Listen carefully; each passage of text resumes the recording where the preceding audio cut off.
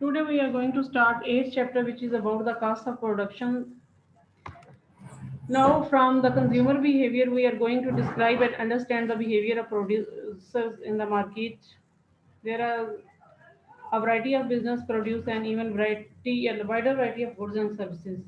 So what determines the behavior of producers? First of all, we will study the concept of cost.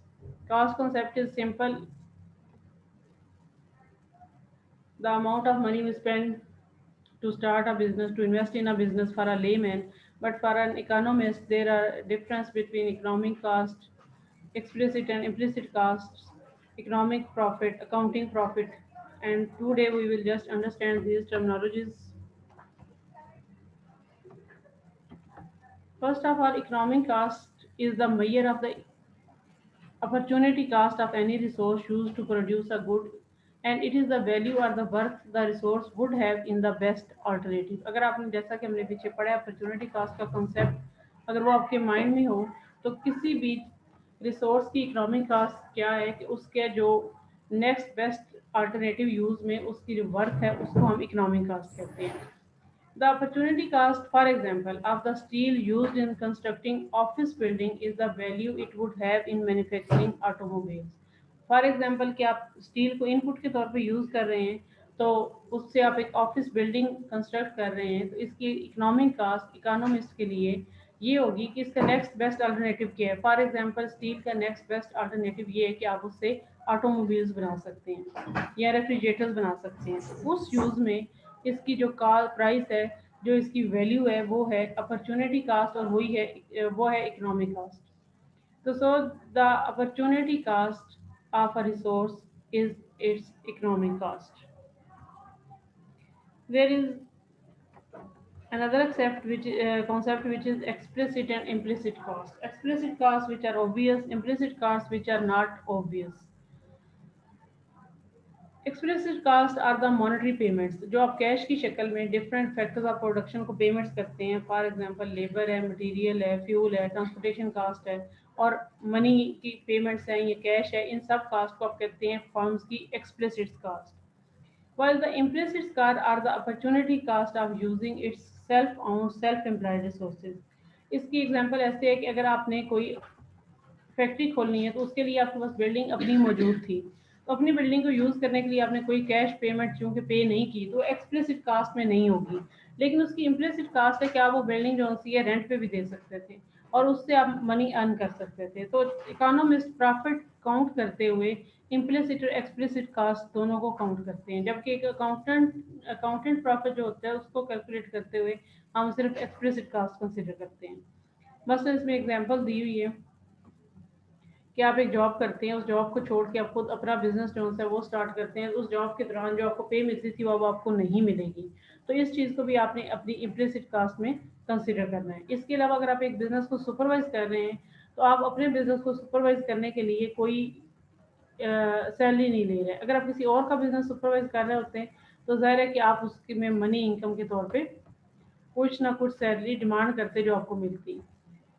For example आपने अपना जो business start किया है उससे एक गिवन ईयर में आपका टोटल सेल्स रेवेन्यू है 1,20,000 डॉलर. उसमें जो आप टी शर्ट्स का बिजनेस है, जो आप कास्ट है टी शर्ट्स की, वो है $40,000. इसके अलावा आपने अपना एक असिस्टेंट रखा है, उसको आप सैलरी दे रहे हैं 18,000. और इसके अलावा आपका बिजली का बिल या कुछ इस तरह की यूटिलिटीज हैं और वो है आपका 5,000. इन सबको अगर आप ऐड करते हैं तो 63,000 आपकी एक्सप्लिसिट कास्ट है. अब ये जो आपका total revenue in T shirts को आपने सेल किया है और इन टी शर्ट्स को सेल करने के बाद आपने टी शर्ट्स को सेल किया, तो आप इसकी जो टोटल आपकी जो कास्ट है इसको माइनस कर दें अपनी टोटल रेवेन्यू, तो जो आपके पास आ रही है टोटल प्रॉफिट उसको आप अकाउंटिंग प्रॉफिट कहेंगे और ये अकाउंटिंग प्रॉफिट है 57,000.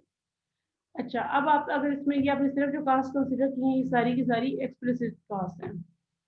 अब हम कंसिडर करते हैं इम्प्लिसिट कास्ट. इम्प्लिसिट कास्ट के हैं फॉर एग्जांपल कि आपने अपनी सैलरी जो उस टाइम पीरियड में आपको मिल सकती थी आपने नहीं ली. आपने वो सरमाया जो इन्वेस्ट किया उसके ऊपर आपको इंटरेस्ट रेट मिल सकता था, वो आपने नहीं लिया. आपको ने जो बिल्डिंग यूज़ की उसको आपका रेंट मिल सकता था आपको। इसके अलावा आप एज ए एंटरप्रेन्योर अगर कहीं और काम करते तो मे बी कि आप $5,000 वो भी अर्न करते। अब अगर इन सबको हम काउंट करें तो हमारा अकाउंटिंग प्रॉफिट था 57,000 जो कि इधर आया। इसमें से आप एक तो वो इंटरेस्ट रेट निकाल दें जो आपको मिल सकता था लेकिन आपने नहीं दिया $1,000। नेक्स्ट है आपको रेंट मिल सकता था अपनी बिल्डिंग का 5,000, आपने वो भी नहीं दिया। इसके अलावा आप जो पहले जॉब कर रहे थे आपने छोड़ी है, 22,000 वेज की आपको वो मिल सकती थी, वो भी आपने नहीं दी। और इसके बाद जो नेक्स्ट है वो ये है कि आप ये एंटरप्रेन्योर के तौर पे ये बिजनेस चलाने के लिए जो एंटरप्रेन्योर काम करता है अगर वो आप किसी और के लिए करते तो ये पॉसिबिलिटी थी कि आपको $5,000 उधर से भी मिल जाता। इन सबको अगर आप ऐड करती बनता है $33,000। इसको आप माइनस करिए अपने अकाउंटिंग प्रॉफिट में तो पीछे जस्ट $24,000 बचते हैं, इसे कहते हैं इकोनॉमिक प्रॉफिट। इसके अलावा इसमें हमने ये जो एक अमाउंट डाली है कि आप यहाँ एंटरप्रेन्योर के तौर पे काम कर रहे हैं जो आप कहीं और भी करते तो आपको 5,000 ही मिलना था। इस चीज को इकोनॉमिक्स की ज़बान में कहते हैं normal profit as a cost. मतलब ये एक नॉर्मल प्रॉफिट है जो आपको ये काम करते रहने के लिए मिलना चाहिए। आप इतनी मेहनत करें इसके अबाव जो मिलेगा उसको आप प्योर प्रॉफिट कहेंगे। लेकिन ये वो प्रॉफिट है जिससे कम से कम इतना है मिल जाता है आपको कि आप अपना ये बिजनेस रन करते रहेंगे कि चलो बाकी कास्ट निकालने के अलावा 5,000 मुझे अपने लिए भी मिल रहा है। The 5,000 implicit cost of your entrepreneurial talent in the above example is normal profit. अब आप इसमें देखें कि अकाउंटिंग प्रॉफिट इकोनॉमिक प्रॉफिट में काफी ज्यादा डिफरेंस है। अकाउंटेंट के हिसाब से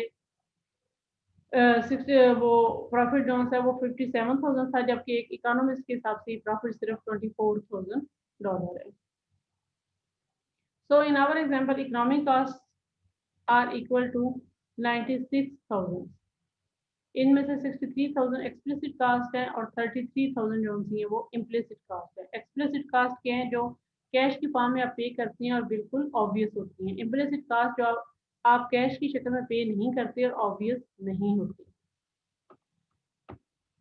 Obviously then economists use the term profit differently from the accountant. Accountant के हिसाब से profit is something different, for an economist profit is something different. To the accountant, profit is the firm's total revenue minus its explicit cost. But for the economist, economic profit is the total revenue minus economic cost. इसमें explicit और implicit दोनों cost आएंगी और जो implicit cost है उसमें normal profit भी आप implicit cost में ही add करेंगे। So when an economist says that a certain firm is earning and only enough to revenue to cover its cost, this means it is meeting all explicit and implicit costs and the entrepreneur is receiving a payment just large enough to retain his or her talent in the present line of production. So if a firm's total revenue exceeds all its economic cost, जिसमें explicit और implicit सारी शामिल हो और आपका total revenue फिर भी उससे ज़्यादा हो और जो एंटरप्रेन्योर को आपने दिया है वो उसके भी जो implicit cost में शामिल है ऐड करने के बाद भी आपका revenue बच जाए, that residual is called an economic or pure profit. So what is the economic profit? It is equal to total revenue minus total economic cost.